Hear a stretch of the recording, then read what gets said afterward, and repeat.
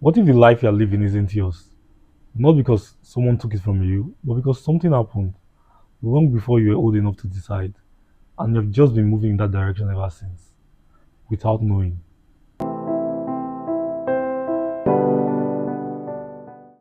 Alan Watts once asked, where do our decisions come from? Before you act, there's a thought, and before that thought, there's a desire, and before that desire, there's a feeling, and before that feeling, something that happened to you. Something that happened to you long ago you didn't even remember choosing. Most people never trace it that far. They think they're just making decisions, but they're just following instructions written into them by life. Someone once asked me, did you always know you do YouTube? And that question hit me hard because I wasn't expecting it. And the honest answer is no. That wasn't the plan. I wanted to make movies, that was the thing. But somewhere between the people I met, the doors that closed, the opportunities that appeared, life just directed me here. And standing in that moment, answering that question, I realized that I hadn't really chosen this, not consciously. Newton said, an object stays at rest or keeps moving until a force acts on it. And that's most people, either stuck doing the same thing they've always done or moving in the same direction they've always moved. Until something hits, a conversation, a rejection, a random video at 2 a.m. and suddenly they finally start moving or they change direction. Every encounter is a force. Every conversation, every person you let in, every piece of content you consume, all of it acting on you, either keeping you stuck or pushing you somewhere. But here's what most people never ask. Not just are you moving, but where are you moving to? Because if you're not choosing your forces, someone else is choosing for you. You remember Brian Stark, the young boy from Game of Thrones, who was pushed right in the beginning by Jaime Lannister and he was crippled, unable to walk for the rest of the show. But do you remember who had to carry him? It was Hodor, big guy, gentle, barely spoke, but always loyal to the Starks. He was always there. Maybe you thought he was simple, maybe a little broken. Brian had a gift.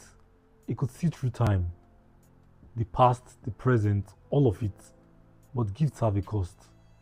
The Nine King, their greatest threat, was coming for him. And in that moment of chaos, they were surrounded and running out of time. Brian's body was in the present, but his mind had slipped into the past.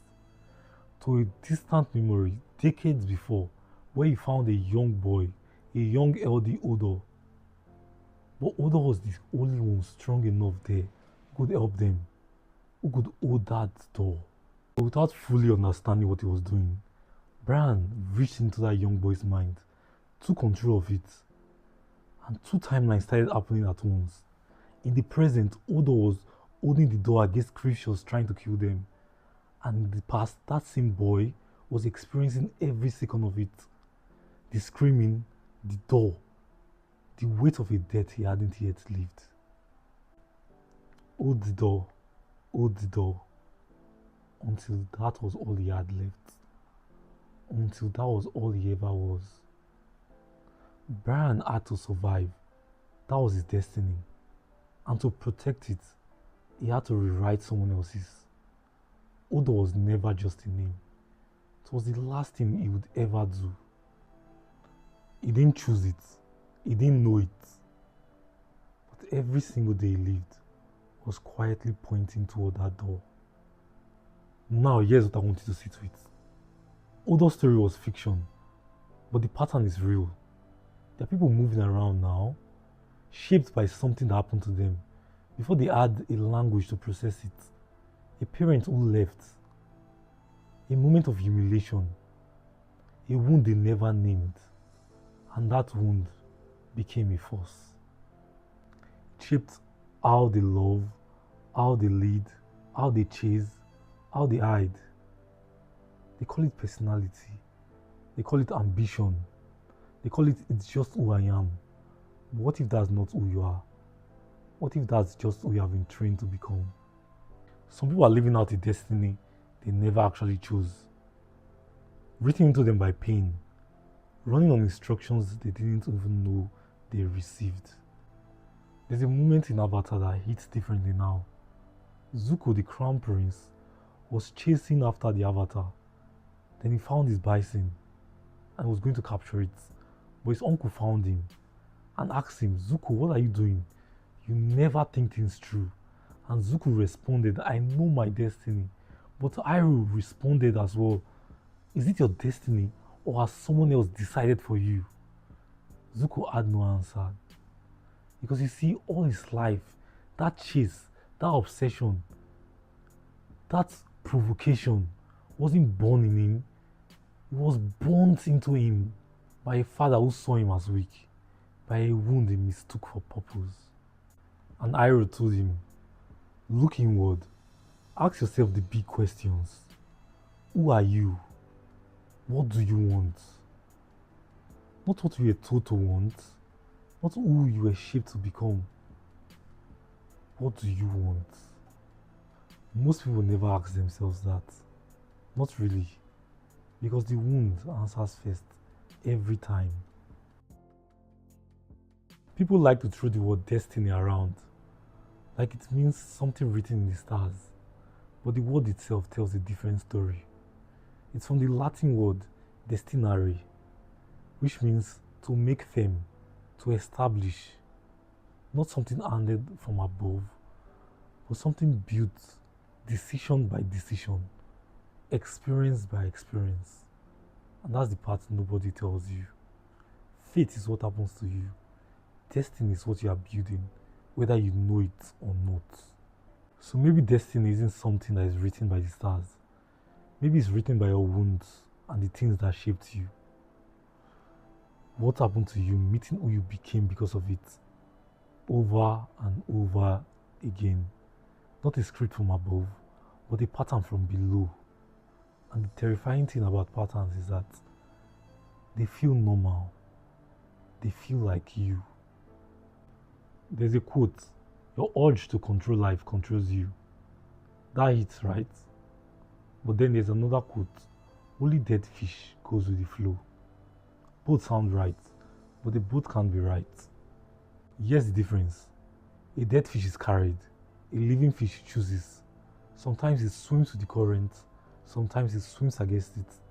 It does the work, not just going with the flow, because the flow might be your trauma, it might be the pattern, the wound, the programming, pulling you somewhere you never consciously agreed to go.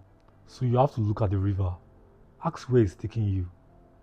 Ask yourself, is this current mine or am I just being carried?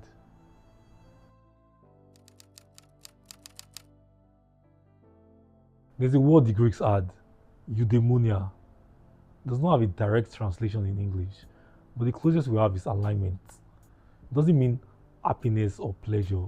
It means living fully as who you are actually capable of being. But you can't get there through autopilot. The path there is arete, excellence, not discipline, not just grinding, but knowing yourself deeply enough to tell the difference between who you actually want to be and who you are conditioned to become. That requires something most people avoid. Sitting still long enough to hear yourself think. Asking, why do I want this? Why does this pattern keep repeating? Why do I keep finding myself here? You have to trace the current back to where it started. And that's not weakness at all. It's the most courageous thing anybody can do. So no, you didn't choose everything. Not your start, not what happened to you, not the forces that shaped you before you even knew you were being shaped. But you are not Hodor. You have something you didn't. You have the ability to look back and see the door before you get to it. You can trace the pattern, name the wound, question the current, and then choose your force. Not perfectly, not all at once. But the difference between a life that you actually choose and a life that happens to you isn't the absence of force, but choosing which currents and which forces you let move you. Because life will push you. That's guaranteed. The only question is when it does, are you awake enough to choose your direction?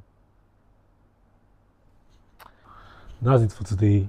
If you like this video, make sure you like it here, subscribe, leave a comment, and share it with your friends and loved ones. Thank you.